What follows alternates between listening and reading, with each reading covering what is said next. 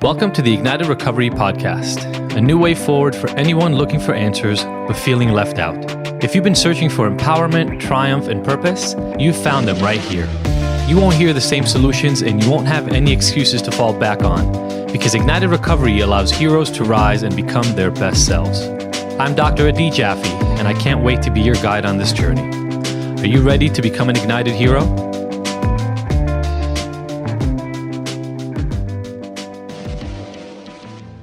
The topic I want to talk about today, because it's come up with client after client after client, and I'm seeing it in my regular everyday sort of like non-addiction related life too, is body image.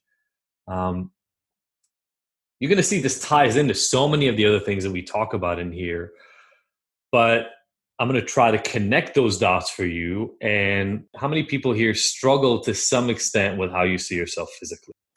It's an incredibly big issue. It probably falls in the top 5 when I talk to people about, once we dig in and we kind of work through that myth that you're not really drinking because of the drinking, right? That you're not really using because of the using, you're using because of other things. Physical image, we can dislike that we're vain, but physical image often comes up as one of the top 5, certainly in the top 10 for the vast majority of people that I work with. And I don't think it's that far in the grand scheme of things from the overall conversation that we're having about beliefs. But I'm going to tie that in for us today so we get to understand it from that standpoint. But also what I've realized over and over and over, it's specific stories and specific examples that are going to drive the message home for you. And so let's do that as it applies to this specific issue. And so the first thing that I want to start out when we talk about this, beyond the fact that it's a really, really broad issue for so many people that I work with, is that the entire concept of what is attractive, the entire concept of what we should strive to look like, and I'm kind of putting should in air quotes, is a subjective, created belief for us. I think if I ask you to raise your hands, if you at least logically understand that, most of us understand it logically, right? I understand that the standards by which I think I should measure myself have been brought onto me by some outside measures. I think everybody knows that, but that doesn't necessarily end up impacting the way we feel about it on a day-to-day basis.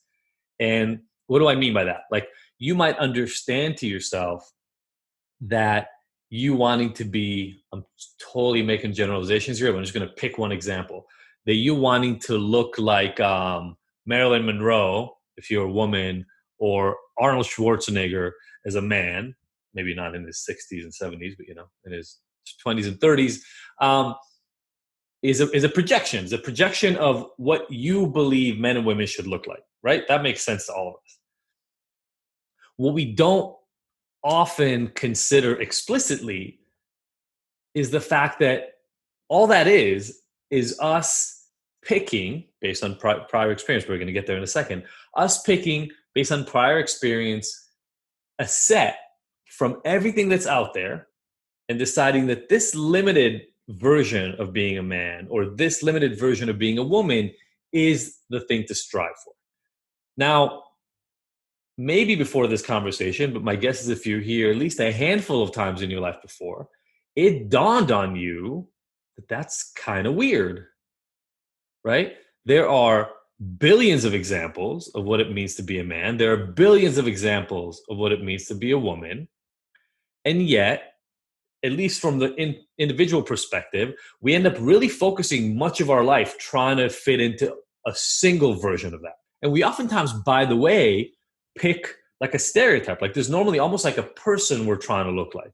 Maybe a handful of people that we kind of set ourselves up by saying, this is the epitome of a beautiful woman. This is the epitome of a beautiful man.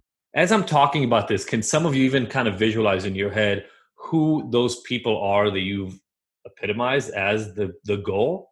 Do you have some images in your head? Now, if you've tuned into our stuff for a while, you've maybe watched the Bruce Lipton episode, you've heard him on our podcast, you've seen the workshop in the program. Here's what's so frustrating about this. I talk about the fact that we are so much more comfortable with physical representations of the world than with emotional ones. But here's one that I'm saying crosses that boundary to some extent, right? Because at some point earlier on, and if you listen to Bruce, he says somewhere between third trimester, you probably weren't picking out who's good looking in the third trimester, up until seventh or eighth year of life. I think that stretches to about 10, but somewhere in your first 10 years of existence.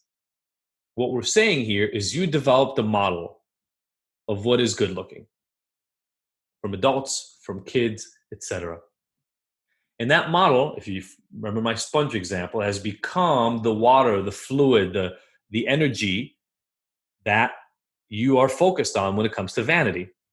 That belief, though, that person that you picked is a subconscious belief based on Bruce Lipton's and some of these other people who do a lot of subconscious belief work. What does that really mean? That means that you can at the exact same time understand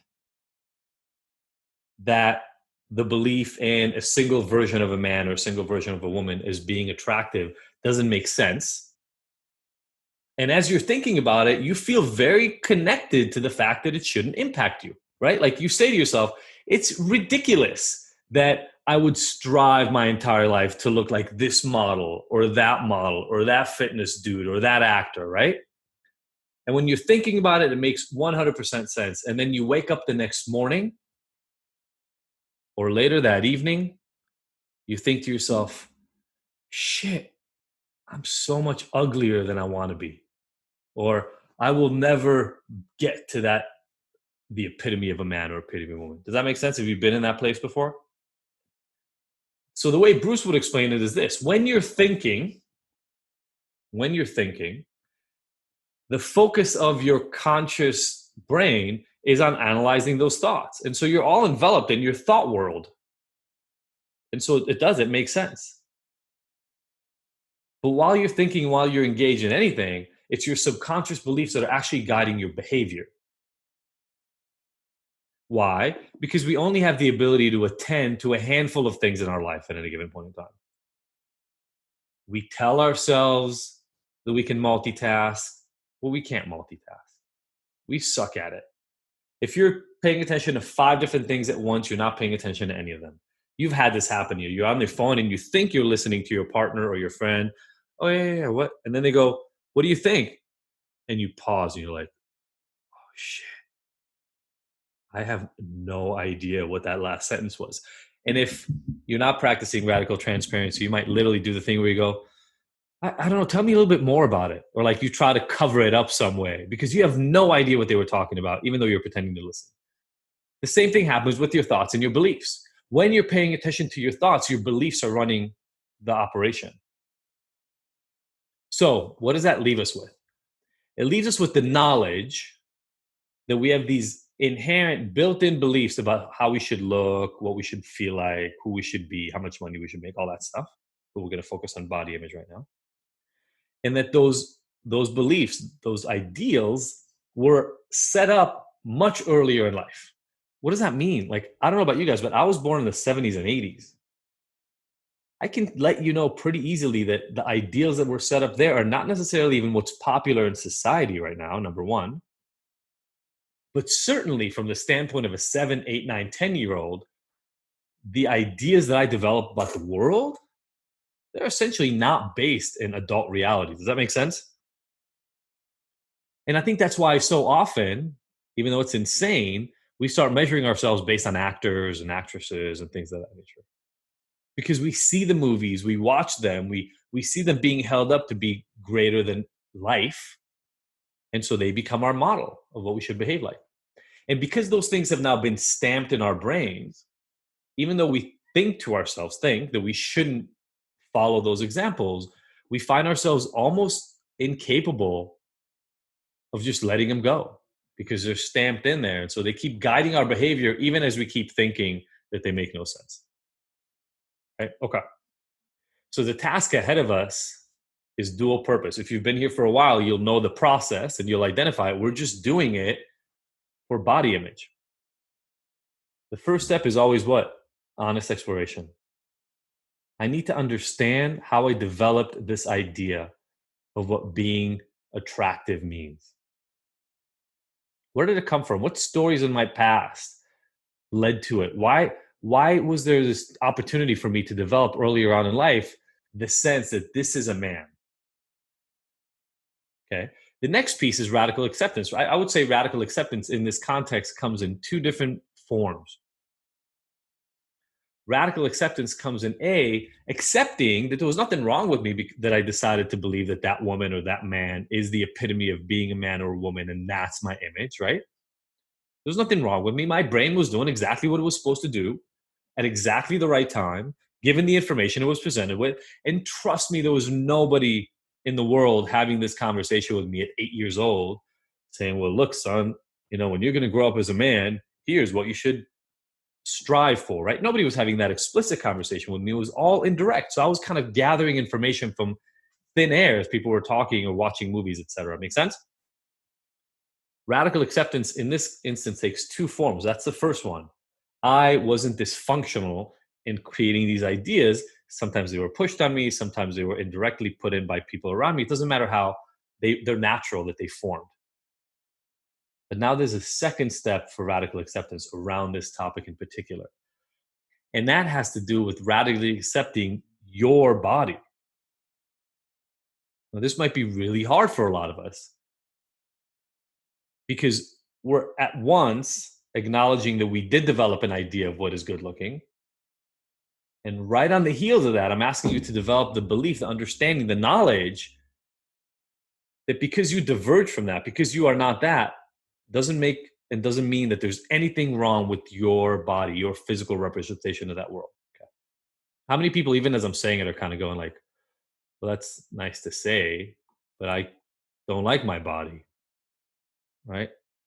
I wish I was more this or less that, or just, it doesn't matter what it is. We all have a list. Trust me, we all have a list. I thought it'd be cool to write down that name or a couple of names of those ideals that you had mentioned earlier, and kind of really came to you about who is incredibly attractive. Yeah. So that's one answer. Like who is that superstar? Who's that ideal? Who's that person, an athlete, neighbor? It doesn't matter. It doesn't matter who it was that I created in my head. I said, that's the epitome of a man or that's the epitome of a woman. Who have you seen who you feel measures up? Like if you had to, who in the room have you seen who you feel really measures up? Like, okay, if I had to pick an attractive person out of this room, who would I put up on that list? Who did you grow up admiring in terms of looks, or who developed into that best idea?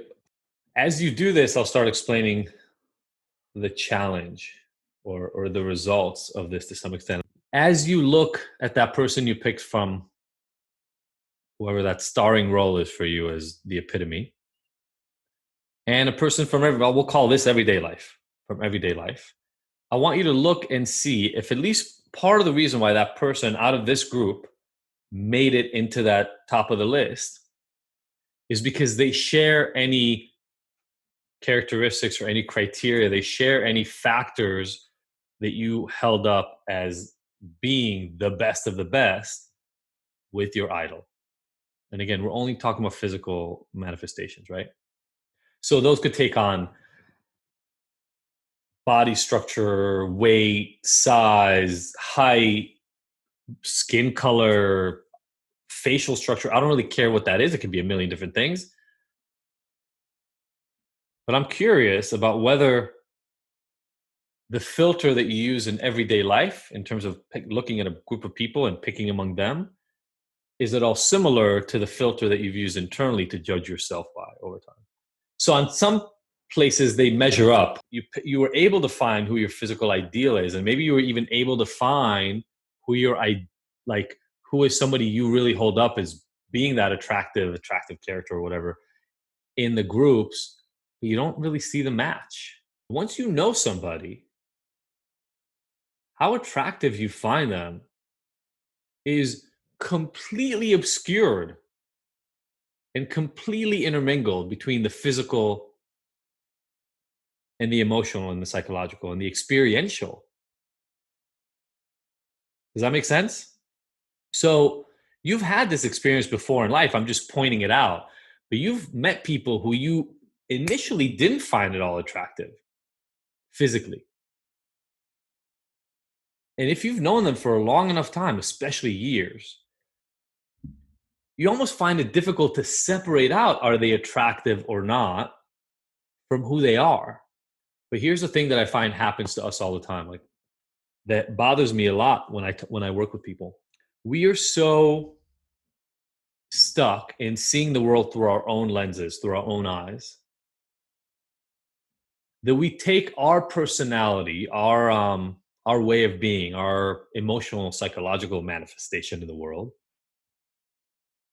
we take it as static. We sort of just assume that we're the same, we've always been the same, we'll always be the same, right? Do you know what I'm saying here? Like we just kind of see ourselves, and it's this entity that we just take along with us. And so when we look at our physical structure, when we look at how we are, what our face looks like, how much we weigh, how muscular we are, how thin we are, whatever. Again, we all have our measurements. I don't want to limit us to those, but you all have your way of assuming and measuring how you're doing physically. What we're doing is we're taking like this skin, this like physical view of ourselves, and we're putting it on our personality. We're like dressing ourselves up in this body. And that is complicated by the fact that I'll get to this in a second, but that perspective applies not to just to our emotions, but also to our physical body. So we don't even see ourselves the way other people see us. The biggest proof I have to the fact that we don't see ourselves the way other people see us is how many of you have woken up one day, looked in the mirror, and like, damn, I look good. I lost like 8 pounds overnight. My skin is clear. My hair's, look at this, right? How many of you have woken up feeling like that on any given day, once in your life at some point? And then a day later, later that day, 2 days later, 3 days later, you wake up and you look in the mirror, you're like, what the hell is that? I got too fat or too skinny. I lost a bunch of muscle. Did I lose hair this week? Like, what is happening, right? Within the space of a day, it'll sometimes happen within the space of hours. But definitely when you wake up in the morning, you can feel one way one day and a completely different way the next day. I got news for you. You didn't change physically that much. I'm sorry to tell you, but like your body does not adjust that quickly to a physical reality. Your brain has projected an image of yourself, and it's sick to think about it because we focus so much on the physical, we think we see reality. And so then we get obsessive about other things. And I've fallen trapped to this. I've worked with hundreds of people that have fallen trapped to it. I'm not blaming you for it. I'm just pointing this out. We start weighing ourselves. We start taking measurements. We start doing all this stuff. Why? Because it's an objective measure, right? It's supposed to be some objective measure of how we're doing. But no matter what you do, you will never get away from the fact that the way you see the world is your projection of your perspective, of your reality onto what's happening outside of you. Just is. So you've walked into a room on days when you feel shitty and people are like, hey, you look tired. And then you've had days when you were full of energy and full, like something great happened at work, or and you're happy and you're joyful and you walk and you're like, wow, did you lose some weight? Has nothing to do with your weight, has nothing to do with your sleep, or could have something to do with your sleep, but they don't have to. The psychology, the energy you bring into the world changes your physical appearance. It changes it for you and it changes it for other people. So there are reasons to want to be fit. There are reasons to want to eat well and exercise, etc. But the thing we have to get away from is the idea that there's an objective physical body that will make you feel good looking. We've talked about this in other arenas, but I'll just make the connection. There's absolutely no amount of money that you make in a year and no amount of money in your bank account, no paycheck, no lottery win, nothing that is related to dollars that will make you happy. It doesn't exist. There's no car you can drive, boat you can own, plane you can charter, jet skis you could rent. I don't care what it is that will make you content, happy, and satisfied with where you are in life. And the exact same thing applies to looks. There's no weight you hit and you're like, oh, I made it. I'm good. There's no shirt you fit into. None of that will determine how happy you are in life. And so what ends up happening, unfortunately, around body image is we run into people who are dissatisfied. We are dissatisfied with our place in life, with where we are, and physical manifestations, because we're more comfortable with physical manifestations than emotional manifestations. We end up putting the focus on the physical. It's just easier to see. So we think, if I just gain some muscle, or I can wear my medium shirt instead of my extra large, or if my shoes are, like, are a better fit, or if I can strengthen my legs, or whatever the thing is for you, if I can lose some weight, if I can have a six pack, whatever that is, we have an easier time narrating that. I'm 43 years old now. It's not old, but it's not young anymore, right? Or at least, like, I'm no longer in that age group where, like, our 25 my 25-year-old friends and 30-year-old friends, etc., sort of feel to themselves like they're just building up physically. My body is probably as mature as it's going to get physically, but now I'm running into the same stuff I've heard guys talk about their entire life, right? Like, losing these chemicals in your body, and these things are not working the same as they are. There's joint pain, there's all that stuff. This all falls into the same conversation, because we start believing that there is a physical manifestation that will make us happy. Trust me, at 18, when my body was more limber, and maybe, I don't know if I was stronger or not, I was much less happy. I was a much sadder version of myself at 18 than I am now. But what I want to instill in all of us,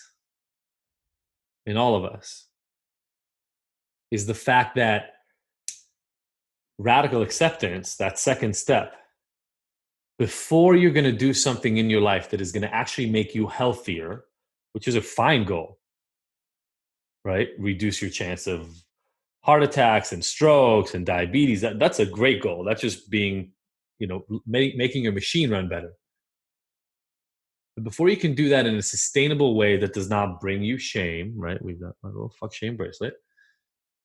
We're going to have to come to accept the body you have right now.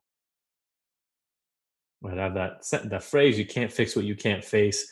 If you're trying to run away from who you are, what you're saying to yourself, the message, the very clear message you're sending yourself is, if I could only look like that, I'll be a better person. And then I'll accept myself. But that goal line never hits. It never ends up being true, because it goes in reverse. Once I accept myself, I can work on having the body I want. That's fine. But getting the body you want to accept yourself will never, ever, ever play out. Ever. How you see yourself is not the way other people see you.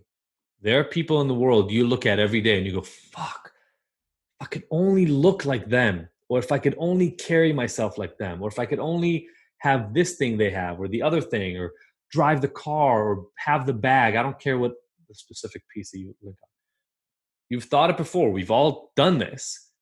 Shit, man. Look at how if I could just be more like that. And what I'm telling you is, every once in a while you find somebody who's actually centered, confident, and has done the work. But most of the time, that person is looking right back at you going like, shit, if I was only more da da da, or blah blah blah, or if I had more of that, or if I lost another 3 pounds, or if I gain another 7 pounds, right? Like, you're trying to lose 5 pounds, they're trying to gain 5 pounds. Like, it's never an outside game. It just isn't. It's always, always, always internal. So, honest exploration. How do we get here? Come to terms with the story. Look at some of the stories. Don't start the way we look at beliefs. The understanding now, or like shaping now exercise. The reason I ask you for stories and not what are your beliefs about yourself is, we are terrible people at analyzing our beliefs about ourselves. We suck at it. We don't see them. That's like asking you, like, okay, imagine you see these glasses, right? They have a yellow tint on them, right? If I was born with these glasses glued to my face, and I always saw the world through this, would I know there's a yellow tint to the way I see the world? No, I wouldn't understand it. So asking you, what beliefs are you coming to this with, is like asking you, where's the sun? I don't know. You're going to point to where everybody else points. I don't. Pick the story. Start with stories. So when it comes to looks, find stories. Even as I'm talking about it right now, I can guarantee this is now at 12 years old. So things must have happened earlier than that as well. But I remember the coolest guy in our class when I was in like 6th, 7th, and 8th grade. Got all the girls, all the guys thought he was the best. He was an athlete. Like, he was the epitome of being a man. That became kind of a model for me, right? more than most movie stars, because I saw him. Like, he was there every day. Look at the stories. Look at the people. How do you connect to them? Do you go to a movie and your mom said, "Oh my God, look at how attractive he is," and you're like, "Oh, okay, that's what's attractive." So start with the stories. Honest exploration. I'm always about stories for honest exploration. How did you get to having these beliefs? Stuff is going to come up that's going to make you feel weird. It always does. It's rare that you meet somebody and you're like, "I can't look at this person because they're unattractive." But yet we have that reaction to ourselves so regularly. And so, what if that is just manufactured angst? It is just our own. We despise ourselves and elements of ourselves and aspects of ourselves so much, but it's hard to point. I hate my depression. What does that look like? What does I hate my depression look like? What does I hate my anxiety look like? I don't have something to touch. I hate the way I look is so much easier. So, what if the only difference between the days that you wake up feeling like $1,000,000 and the days when you wake up feeling like you got to bury yourself because you look like a mole, the difference between those, what if it's literally just a difference in your mood and it has nothing to do with your physical structure, but the only manifestation you have of that is physical, and that creates this thing in your head which says, I need to look better. But what you're actually saying to yourself is, I need to feel better, because when I feel right, I look right. The problem with that is we've created a world where if you have to work on feeling okay, I know we're not in here right now, but it's still, the stigma and the shame is still there from the world on us. If you have to work on what's between your ears, on who you are as a person, you're sick. You have disorders. You're not well. And so to move from a physical representation to a mental representation of our looks can sometimes be dangerous out there. And what I'm saying to us is, if we get to a place, and I don't feel like I look perfect all the time. That's not what I'm saying. What I'm saying is, I definitely have stopped comparatively to judge myself physically. And when I don't look the way I want to look, I know I need to look emotionally first. Does that make sense? And I'm comparing and I'm doing all those games. So I know that was a really, really long road to take us here, but I've heard so much stuff about body image recently. If you do the work to feel better, you will take care of yourself more. It'll be easier to eat the foods that you should eat or that will make you feel better physically. And then that's sustainable long term. Fasting, you can do intermittent fasting and that sort of stuff, and you can do periodic, all that. But fasting is not a long term solution. So what you end up essentially telling yourself is, I can only fix myself on a short term basis. And that is a very dangerous message for us to take on. Love you all so much. Have an awesome rest of your week. Thank you for making it. And we'll talk soon. Bye. Thank you for tuning in to the Ignited Heroes Recovery Podcast. I really hope you found the information here useful, and that we'll see you back here next week. And look, I want to make sure that this podcast is the most useful it can be for you. So please let me know by emailing info@ignited.com if there are any specific topics or questions you'd like to have addressed. As usual, if you like this episode, I would love for you to leave us a 5-star review and rating. Thanks, and see you next week.